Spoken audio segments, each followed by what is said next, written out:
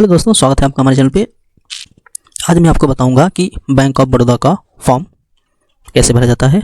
ठीक है, सबसे पहले आप देखेंगे कि आपको इस टाइप का फॉर्म लेना पड़ेगा अकाउंट ओपन करने के लिए। ठीक है, तो जब ये अकाउंट ओपन करने के लिए ले लेंगे तो सबसे पहले आप देखिएगा कि अकाउंट टाइप कौन सा टाइप है आपका। ठीक है, माइनर, अगर जो छोटा बच्चा है उसके लिए माइनर पे करेंगे, अदरवाइज इस पर नहीं करेंगे, हम डायरेक्ट नॉर्मल पे टिक करेंगे।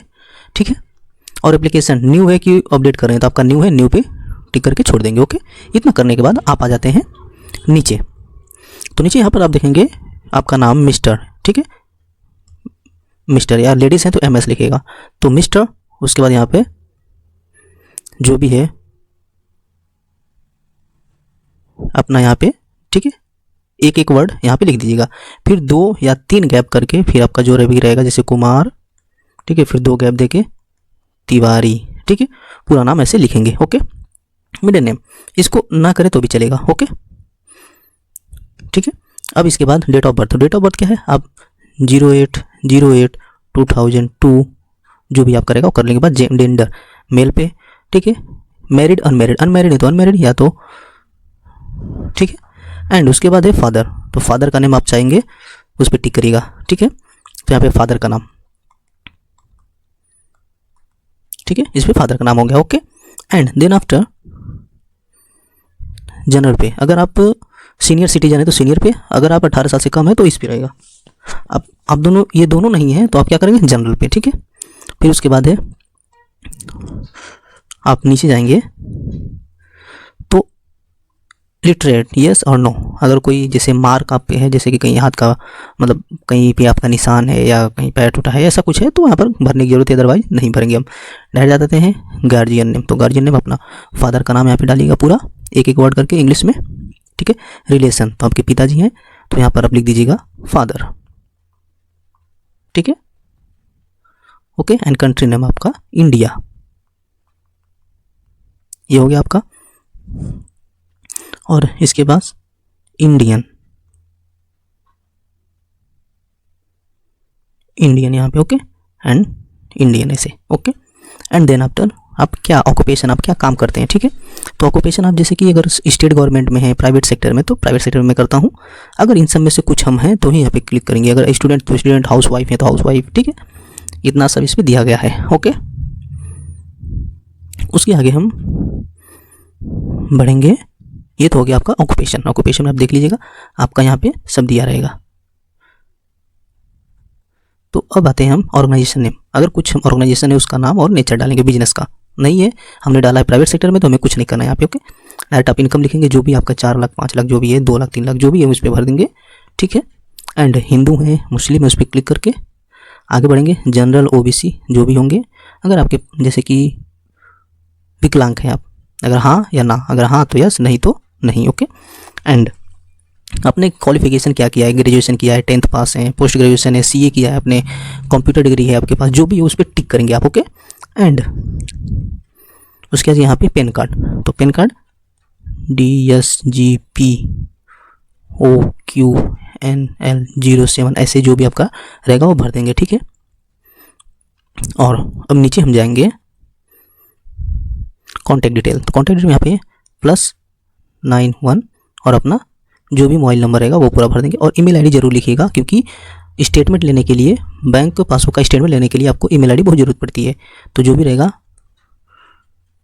TOPVRJ जो भी @gmail.com। ओके, ऐसे अल्टरनेटिव मोबाइल नंबर है तो डालिएगा, अदरवाइज मत डालिए, कोई ज़रूरी नहीं है। अब आप आइडेंटिटी प्रूफ क्या दे रहे हैं, पासपोर्ट दे रहे हैं, नरेगा कार्ड दे रहे हैं, वोटर ID, तो हम देते हैं passport and identity, voter identity. ठीक है, अगर आइडेंटिटी में वोटर आइडेंटिटी देते हैं तो यहाँ पर उसका नंबर डालेगा और वो कब इशू हुआ था और कब एक्सपायरी होगा वो। ठीक है, इतना करने के बाद एड्रेस आती है बात एड्रेस की। तो एड्रेस में आप देखेंगे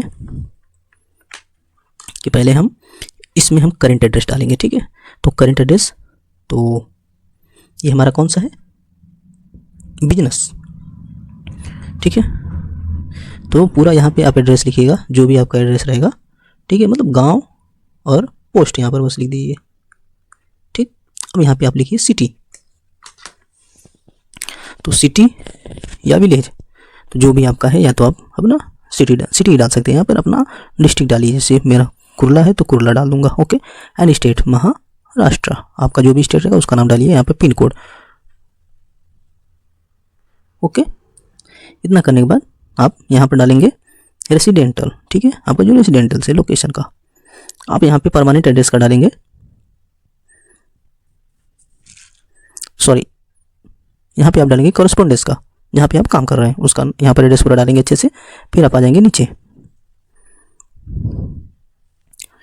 आने के बाद आपको EPF है आपका, तो इस पर टिक करके आप उसका पूरा डॉक्यूमेंट नंबर देंगे और डेट देंगे, ठीक है, एंड सेल्फ डिक्लेरेशन करेंगे।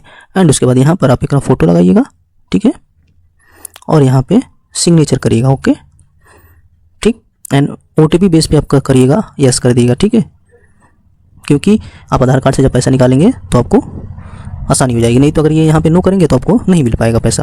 अब यहाँ पे प्लेस जो आपका डिस्ट्रिक्ट है वो डालिएगा, मैंने डाल दिया कुर्ला, और यहाँ पे जिस डेट को आप सबमिट करेंगे उस डेट को ही यहाँ पे डालिएगा। ओके, और इतना ये करने की ज़रूरत नहीं है,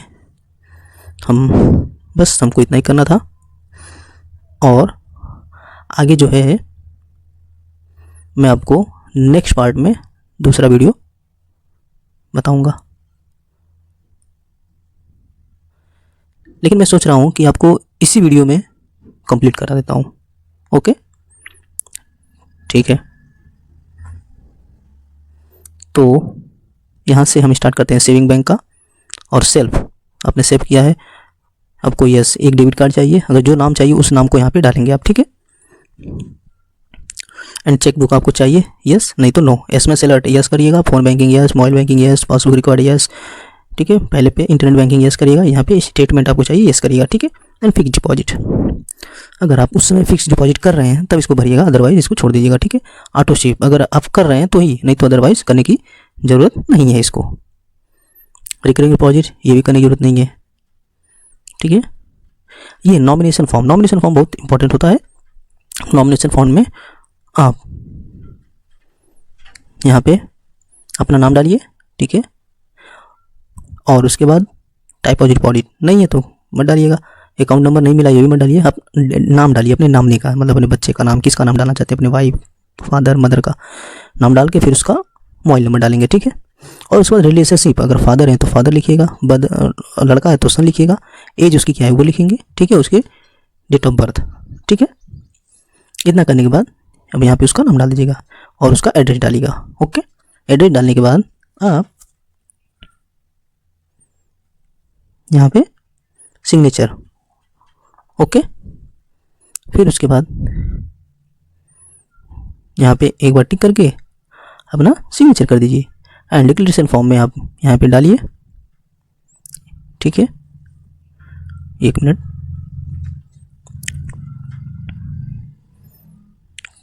बस इतना करने के बाद यहाँ पे प्लेस, जब आप जैसे कुर्ला डाल देंगे यहाँ पर अपना डेट, जिस डेट को आप जमा करें, और फिर यहाँ पे सिग्नेचर करके आप दे दीजिए। और आगे आपको करने की जरूरत नहीं है। अगर फॉर्म 60 अगर बैंक वाले बोलते हैं तो मैं आपको बता देता हूँ आपको कैसे भरना है। यहाँ पे फर्स्ट नेम आप डालिएगा, आपका जो भी रहेगा, मिडिल नेम और सर नेम, ठीक है, इतना डाल दिए। और डेट ऑफ बर्थ यहाँ पे डालिएगा, डेट ऑफ बर्थ कैसे 08/08/2025 ऐसे डाल दीजिएगा, ठीक है। एंड फादर नेम जो भी रहेगा तो मैं लिख देता हूँ राकेश कुमार, ठीक है, ये फादर का नाम डाल दिया मैंने। उसके बाद फ्लैट नंबर 60, ब्लॉक नंबर नहीं है तो मैं लिख देता हूँ बिसाइड होटल न्यू, ठीक है, ये होटल का नाम है मेरे तरफ का। एंड स्टेट लाइन तो Kurla west, okay, and locality Kurla, township Kurla, and pin code जो भी रहेगा वो ये जानने की जरूरत नहीं है। मोबाइल नंबर यहाँ पर मोबाइल नंबर 1 करके 9+91 करके अपना जो भी रहेगा 782341 जो भी डालना है डाल दीजिएगा, ठीक है। एंड डेट ऑफ ट्रांजैक्शन मतलब यहाँ पे आपको कम से कम 1000 रुपये या 500 रुपये मांगेंगे लोग जमा करने के लिए, ओके। उतना करने के बाद वहाँ पे कर दीजिएगा, ठीक है। बस आपको इतना करने की ज़रूरत है। और यहाँ पे अपना नाम डालिएगा और ये यहाँ पे डेट डाल दीजिएगा, बस ये आपका टोटल फुल पूरा हो गया। यहाँ पे कुर्ला सिग्नेचर, आप इसको जमा कर सकते हैं पैन कार्ड और आधार कार्ड के साथ। कोई भी प्रॉब्लम नहीं आएगी। फिर भी अगर कोई प्रॉब्लम आती है तो मुझे कमेंट करिए, मैं तुरंत आपका रिप्लाई करूँगा। Thank you.